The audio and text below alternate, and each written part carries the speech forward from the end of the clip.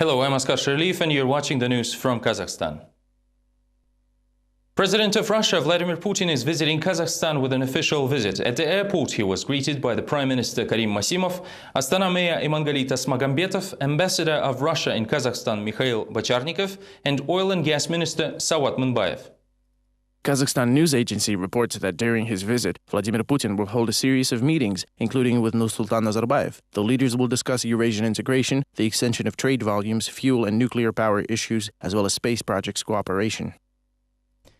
As was reported by the Russian newspaper Izvestia, the first thing on the agenda of the heads of states is the lease of lands in the northern Kazakhstan.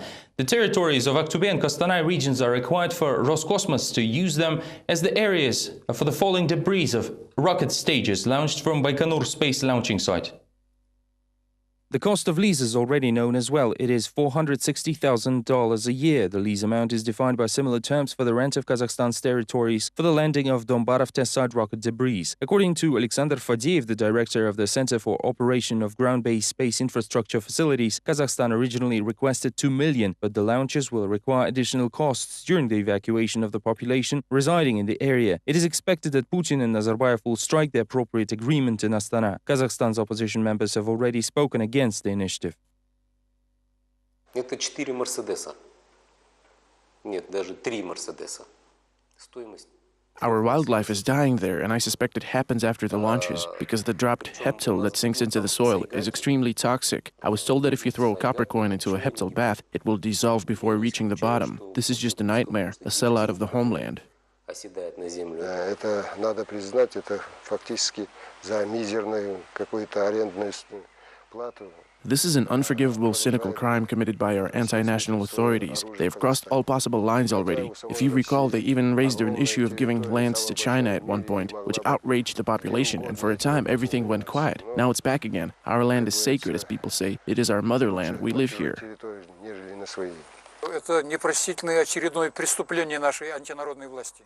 We need to admit that for a meager fee, Russia continues to test its weapons in Kazakhstan, even though Russia itself has a huge territory. It's the largest country in the world, so it could have found a place to do this. But as they say, it's better to do it in someone else's backyard. China, where Putin and Nazarbayev were present on the eve of the SCO summit, will provide $10 billion of loans to the member states of the organization.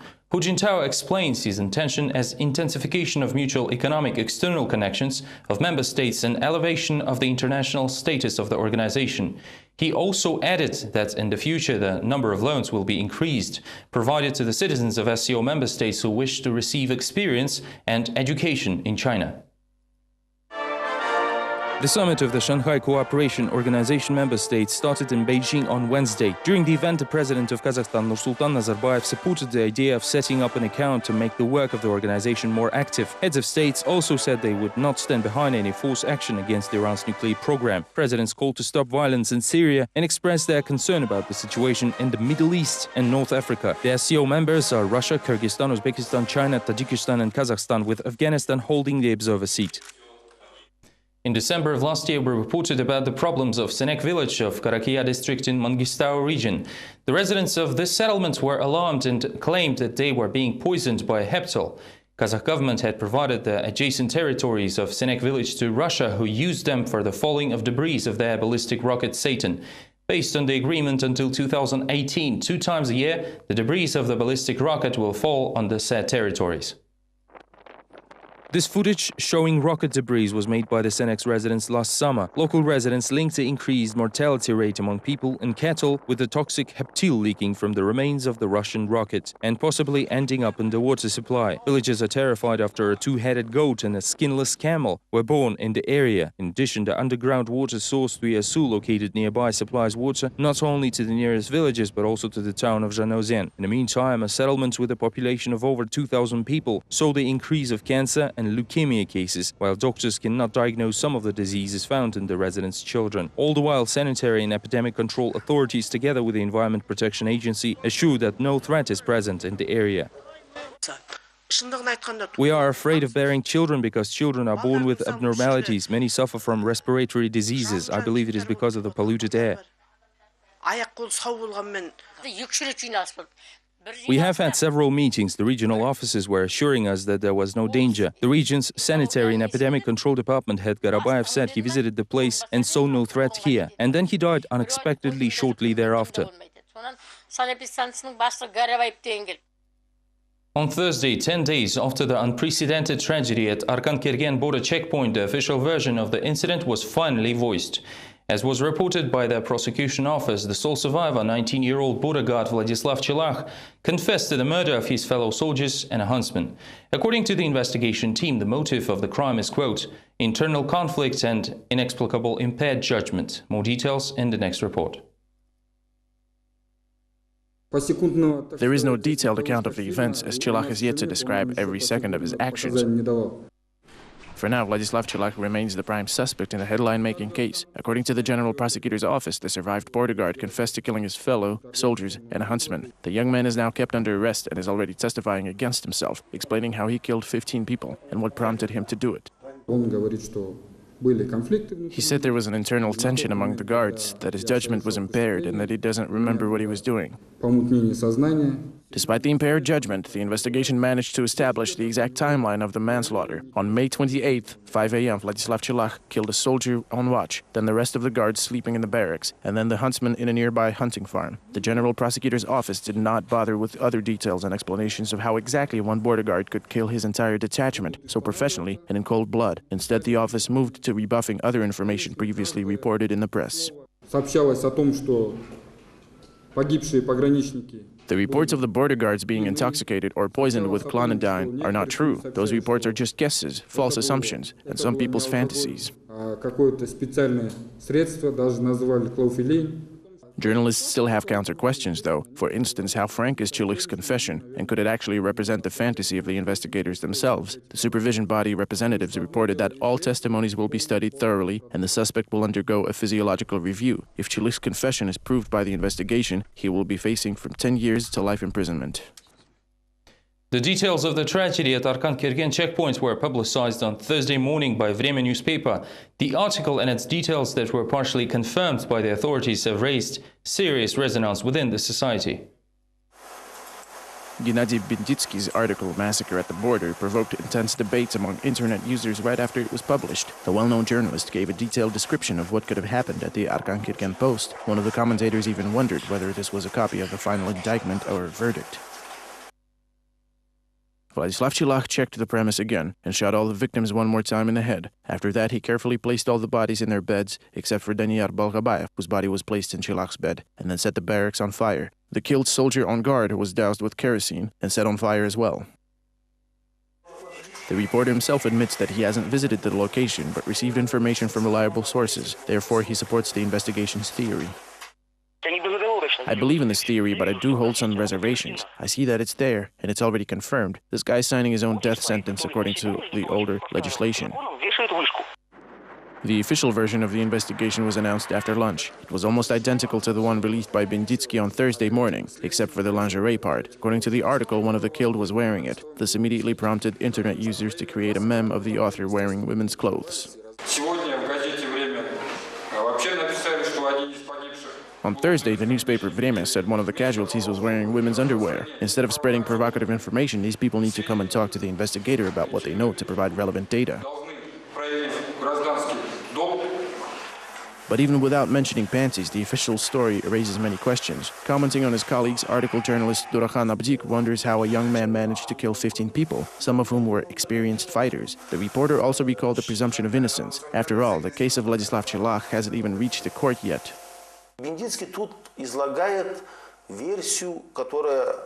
Benditsky presents a theory created by the investigators. The question is how truthfully it was put together, and who's benefiting from all of this. Despite the theory of the newsman largely confirmed by law enforcement agencies, internet users are in no rush to give up on their guesses and assumptions. They say there are too many inconsistencies in the conclusion of the investigation. Law enforcement officials in some degree have caused the distrust themselves by not releasing the information about the checkpoint massacre in a timely manner. On the internet, the situation with the killing of 14 bodyguards has instigated informational battles. Some media, in pursuit of sensations, were quite inventive. On Thursday morning, some tweets claimed that news presenter Vlad Linov resigns, because he refused to read the information over Vladislav Chelak's confession on air. Dlinov says that bloggers just combined two of his tweets and made their own conclusions. He does believe the audience shouldn't be lied to, but his resignation has nothing to do with this. In the meantime, the information has already reached Russian news feeds with oppositional Dost channel, even comparing Dlinov with a popular Russian TV newswoman Tatyana Michkova, who notably refused to read the official version of news explaining why the Soviet Union entered its forces into Lithuania in 1991. This time, headlines are made after a single tweet. There is a mass hysteria over this tweet in my personal account, as I expressed my civic views regarding the fact that journalists and hosts must think what they say on TV. They should decide whether to be honest with the TV audience or not. As for the news that I resigned from the Channel 31 over this matter, I've already said 100 times today, this wasn't the only reason, and I had submitted a letter for resignation 3-4 hours prior to making the tweet. The National Assembly of Kazakhstan rules out the version of ethnic conflict among border patrolmen that was suggested by Russian publications. Deputy Chairman of the Assembly, Yeraly Tukzhanov, spoke to journalists and noted that it is too early to make any judgments of the events. The internet community is already drawing comparisons with a similar tragic accident. On February 24th in 1987, several bodies were found in a troop train, which arrived to the far platform of the Moscow station in Leningrad. Among them were 6 soldiers, a warrant officer and a conductor. Only one private, Arturas Sakalauskas, was missing. A few days later, the fugitive was found and arrested. Arturas was forced to go through psychiatric examination and was later sent to Lithuania for compulsory treatment. The investigation concluded that the incident was a result of hazing. The much publicized story was later made into Alexander Ragoshkin's film The God.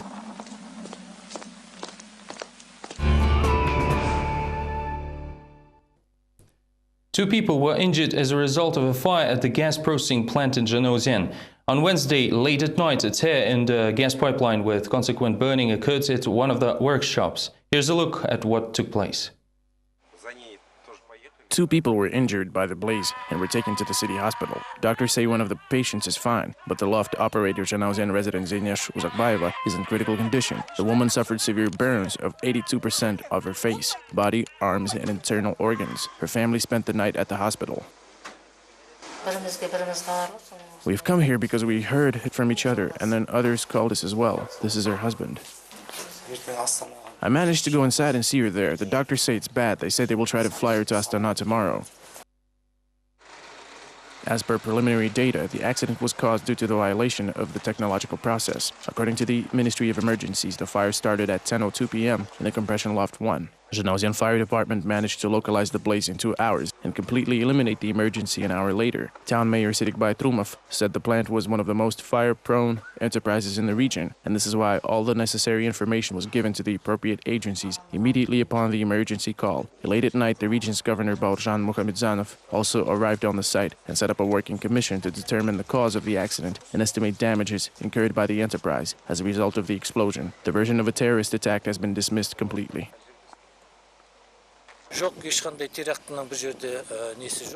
It was not a terrorist attack. According to our data, the incident occurred due to a failure in the technological process. The working commission members will tell you more about it later. The management is here and they will investigate the causes of the accident. Tomorrow you will know more.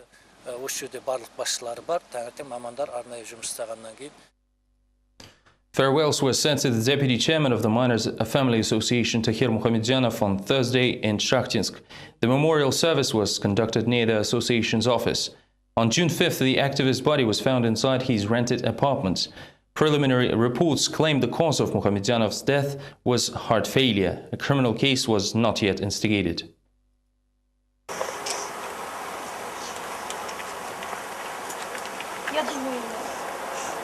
I think it's good that he'll say his final goodbyes right in this place. Friends and relatives gathered near the office of the Miners' Family Association where Tahir Muhamedjanov worked for the past few years. A separate group came from Tintekskaya mine where Muhamedjanov worked for 30 years. Miners who were helped by the activists also came to bid their final farewell. People said many kind words and recalled all the hardships Muhamedjanov had to endure while fighting for truth. He was a good man. He was seeking justice and truth for us and for other miners.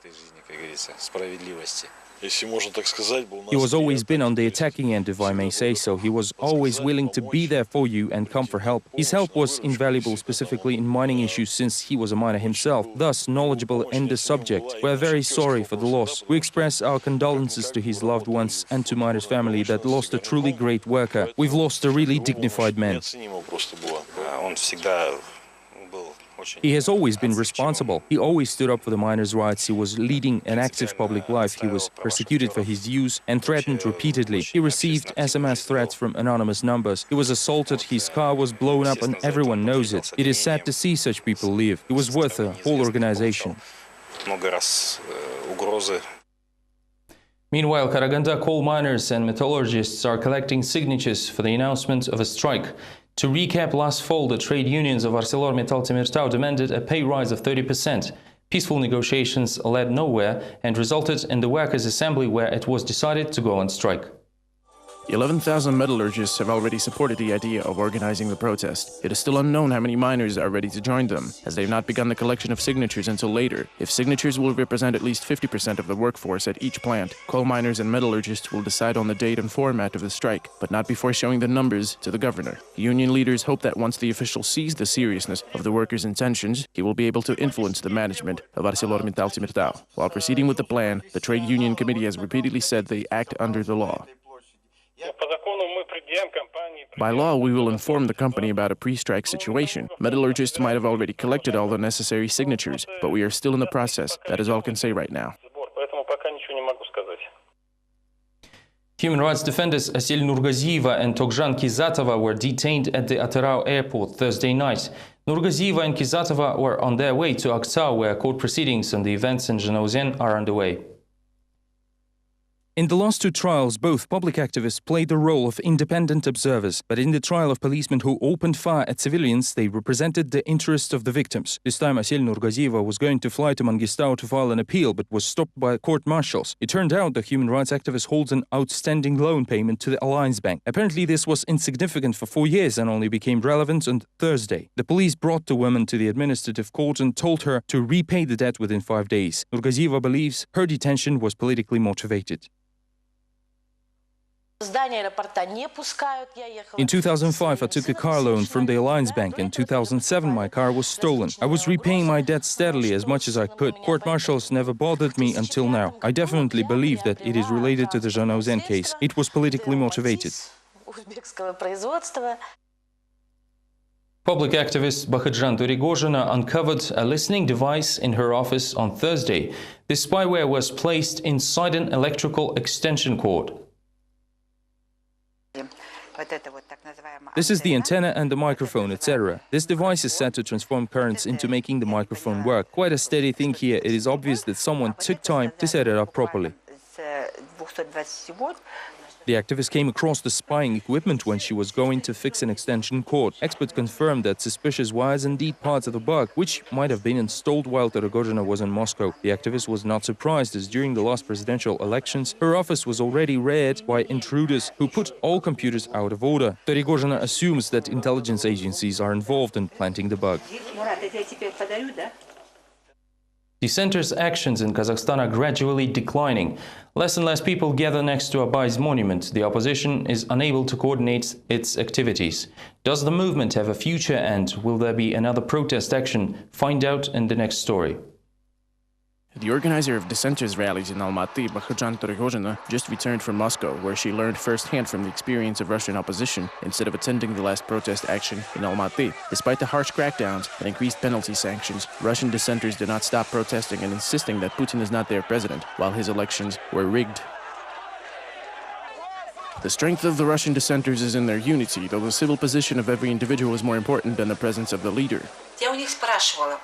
I asked them how they're going to deal with the recent amendments and enormous fines that the Duma is introducing, and they told me they have already reached the point of no return. The national dialogue is the only thing they want at this point. Thus, the authorities will fail with their fine tax. It's Russia. If these people will be driven into a corner, they will storm the Kremlin. The protest movement in Russia is gaining momentum, with the left front headed by Sergei Udaltsov and internet crowds led by Alexei Navalny. The two leaders are not even present at every mass gathering. In the meantime, in Kazakhstan, people are wondering about the future of rallies and whether it's worth it to protest on the streets after the last rally in Almaty. No more than 40 dissenters joined the protest on June 2nd. Neither key opposition party members nor the organizers from the Dissenters Initiative group were present at the rally, and that could explain the absence of a police cordon. The event had a typical ending. Ruslan Zhumabayev, Kalim Ageliulova, and Saken User were arrested immediately after the rally, with civic activist Georgy Arkhangelsky detained a day prior. I do not think that the number of dissenters dropped. It just means we got a few brave ones left, but people still have a negative view of what's happening. The authorities chose intimidation tactics, and all these repressions at the end of every rally are the proof. If during the first rallies the police used to openly arrest activists at the event, later they followed people around and detained them on their way home. It's all part of repressions. The internet community is now talking about Kazakhstan dissenters losing their ground. The number of people who attend the rallies is shrinking. Some experts believe that fading interest is caused by repressions. Dissenters are tired of sitting in jail or paying huge fines after attending their rallies. Members of the NSDP Azad, who stood at the origins of the protest movement in Kazakhstan, are blaming the split among the protesters. The opposition has faded, and the initiative group of dissenters came to existence. According to Amirjan Kosanov, he already had talks with some of the leaders, but there are no results yet. 3,000 people showed up when our party organized a rally in January. I think the participation level is dropping due to various reasons. Before, we had the United Political Party, and it had supporters who were actually involved. While we were in jail for 30 days and opted out of political processes, the initiative group of dissenters was born. After visiting Moscow, where the political tension is growing, and returning to Almaty, where civic participation is almost gone, Bakhajan Terigozhina is trying to ignite new talks, but can't say whether there will be the next rally. In case it does happen, people will gather at the usual location next to the Abay monument.